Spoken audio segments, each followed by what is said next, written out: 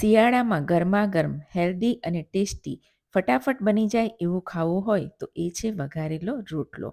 One pot mill છે અને gluten free પણ છે અને ઝટપટથી બની પણ જાય છે. અને સાથે લીલું લસણ, ધાણા અને લીલી ડુંગળીથી વધારે સ્વાદિષ્ટ અને હેલ્ધી પણ બને છે અને બનાવવું પણ એકદમ સરળ છે. તો ચાલો બનાવવાની શરૂઆત કરી લઈએ. વઘારેલો રોટલો બનાવવા માટે થોડું આપણે કટિંગ કરી લેવાનું છે શાકને. મેં લીલી ડુંગળી સમારી લીધી છે અને ટામેટાં સમારી લીધા છે. એક સૂકી ડુંગળીને આપણે ઝીણી ઝીણી સમારી લઈશું. ડુંગળી તમે તમારી ચોઈસ પ્રમાણે વધારે કે ઓછી કરી શકો છો. મેં અહીં એક સમારી છે. જુઓ, ડુંગળી મારી સમારી લીધી છે. એને આપણે એક વાડકીમાં કાઢી લઈશું. ત્યારબાદ મેં અહીં 7-8 લીલું લસણ લઈ લીધું છે અને એને આપણે એકદમ ઝીણું ઝીણું સમારી લેવાનું છે. મિત્રો, આ વઘારેલા રોટલામાં લીલું લસણ ખૂબ જ ટેસ્ટી લાગતું હોય છે અને ટેસ્ટ એનો જ વધારે સારો લાગતો હોય છે, એટલે લીલું લસણ ચોક્કસથી નાખજો. તમે ના ખાતા હોય તો સ્કીપ કરી લેજો.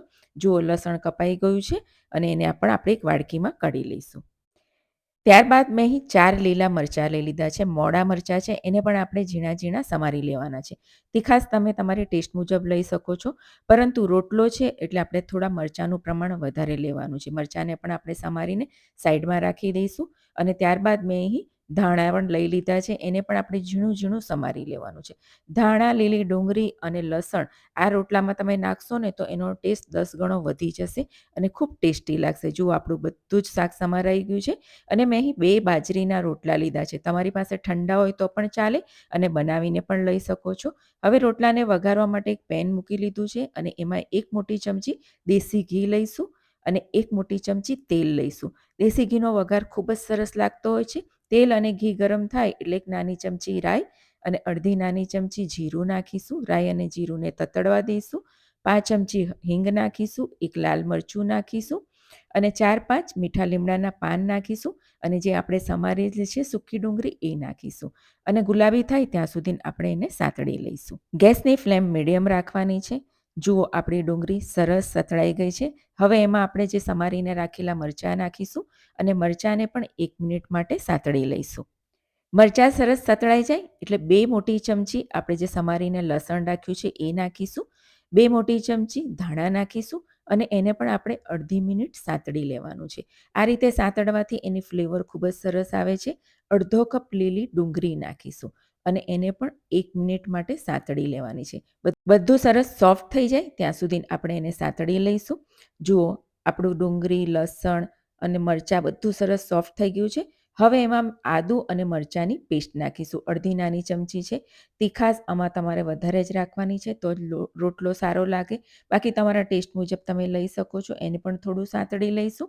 ત્યારબાદ મેં 2 નાના ટામેટાને ઝીણા ઝીણા સમારી લીધા છે એ નાખીશું અને એને મિક્સ કરી લઈશું. મિક્સ કર્યા બાદ હવે આપણે મસાલા નાખીશું. મસાલામાં સૌથી પહેલાં આપણે ટેસ્ટ મુજબ મીઠું નાખીશું.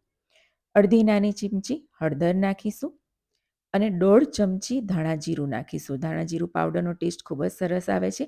અડધી નાની ચમચી તીખું લાલ મરચું નાખીશું અને 1 મોટી ચમચી કશ્મીરી લાલ મરચું નાખીશું. એનાથી કલર ખૂબ જ સરસ આવે છે અને મસાલાને પણ અડધી મિનિટ માટે આપણે શેકી લઈશું. જુઓ, મસાલા પણ સરસ શેકાઈ ગયા છે. હવે એને ઢાંકીને જ્યાં સુધી આપણું તેલ છૂટું ના પડવા લાગે ત્યાં સુધી એને આપણે રાંધી લેવાનું છે. વચ્ચે વચ્ચે આપણે એને આ રીતે હલાવતા રહેવાનું છે જેથી નીચે ચોંટી ના જાય અને ટામેટાં એકદમ સોફ્ટ થઈ જાય ને તેલ છૂટું પડવા લાગે ત્યાં સુધી આપણે એને રાંધી લઈશું. જોઈ લઈએ, લગભગ 1.5 મિનિટ થઈ ગઈ છે અને તમે જોઈ શકો છો સરસ તેલ છૂટું પડવા લાગ્યું છે અને ટામેટાં પણ એકદમ સોફ્ટ થઈ ગયા છે. હવે આ સ્ટેજ પર આપણે છાશ નાખવાની છે. મેં અહીં 2 કપ છાશ લીધી છે. વજનમાં જોઈએ તો 500 ગ્રામ છે. તમે છાશની જગ્યા પર દહીં લઈ શકો છો અને એને ફેટીને તમે નાખી શકો છો અને સાથે પાણી ઉમેરી શકો છો. મેં છાશ થોડી ઘાટી લીધી છે. હવે એને ઢાંકીને આપણે ઉકળવા દઈશું. જુઓ મિત્રો, છાશ સરસ ઉકળી ગઈ છે. ગેસની ફ્લેમ થોડી મીડિયમ કરી દઈશું. હવે જે આપણા રોટલા છે એ આખા જ આપણે આ મિશ્રણમાં નાખી દેવાનું છે અને એને સરસ અંદર છાશમાં ડબોળી દેવાના છે અને ઢાંકીને મીડિયમ ફ્લેમ પર 1 મિનિટ માટે આપણે એને કૂક કરી લઈશું. આ રીતે કરવાથી રોટલો એકદમ સોફ્ટ થઈ જશે. જુઓ, હવે રોટલાને આપણે આ રીતે તવેથાથી ટુકડા કરી લેવાના છે. તમે અંદર આ રીતે મારશો ને તો એના ટુકડા થઈ જશે કારણ કે રોટલો સોફ્ટ થઈ જશે. તમે ચાહો તો ટુકડા કરીને પણ નાખી શકો છો, પણ આ રીતે કરવાથી પણ સરસ મિક્સ થઈ જશે. જુઓ આ રીતે મેં બધો જ રોટલાને તોડી લીધો છે અને ટુકડા થઈ ગયા છે. ફરી એને ઢાંકીને આપણે 1 થી 1.5 મિનિટ માટે કૂક કરી લઈશું, રાંધી લઈશું. મિત્રો જોઈ લઈએ, લગભગ 1.5 મિનિટ થઈ ગઈ છે અને તમે જોઈ શકો છો રોટલો સરસ સોફ્ટ થઈ ગયો છે. અને જુઓ એમાં થોડા થોડા મોટા ચંક્સ પણ રહેવા દેવાના. હવે એમાં આપણે બાકીના મસાલા કરી દઈએ. અડધી નાની ચમચી ગરમ મસાલો નાખીશું અને ખટાશને બેલેન્સ કરવા માટે અડધી નાની ચમચી ખાંડ પણ નાખીશું અને એને સરસ મિક્સ કરી લઈશું. જુઓ અમે સરસ મિક્સ કરી લીધું છે. હવે એને ઢાંકીને ફરીથી આપણે 1 મિનિટ માટે કૂક કરી લઈશું. 1 મિનિટ પછી જોઈ લઈએ. જુઓ આપણો રોટલો સરસ બની ગયો છે અને મિશ્રણ ઘાટું પણ થઈ ગયું છે. ઠંડુ થશે તો વધારે ઘાટું થશે, એટલે આટલું લિક્વિડી બરાબર છે. હવે એમાં પાછી લીલી ડુંગળી નાખીશું, લગભગ 1 થી 1.5 મોટી ચમચી જેટલી. લસણ 1 મોટી ચમચી જેટલું નાખીશું અને ધાણા પણ 1 મોટી ચમચી જેટલું નાખીશું. આ સ્ટેજ પર તમે જેટલું લસણ, જેટલું ધાણા, જેટલી લીલી ડુંગળી નાખશો એનો ટેસ્ટ વધારે સારો લાગશે. તો મિત્રો આપણો એકદમ ટેસ્ટી ગરમા ગરમ રોટલો બનીને તૈયાર થઈ ગયો છે. હવે આપણે એને સર્વ કરી લઈએ.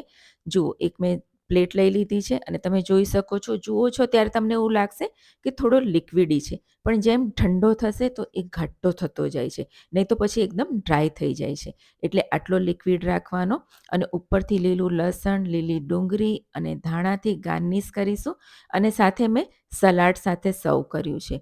આટલું તમને મળી જાય ને સાથે તમને છાશ મળે તો પણ મજા પડી જાય.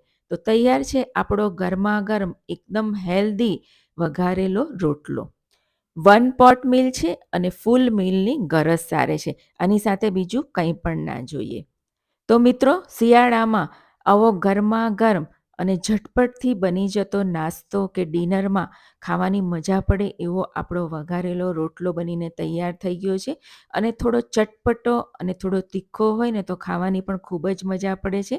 મેં તો બનાવી લીધો છે. તમે ક્યારે બનાવવાના છો? લસણ બજારમાં ભરપૂર મળે છે, તો ચોક્કસથી લાવીને બનાવજો. મારી રેસીપીને ટ્રાય કરજો, કેવી લાગી તે પણ લખી જણાવજો. આવજો, તમારું ધ્યાન રાખજો.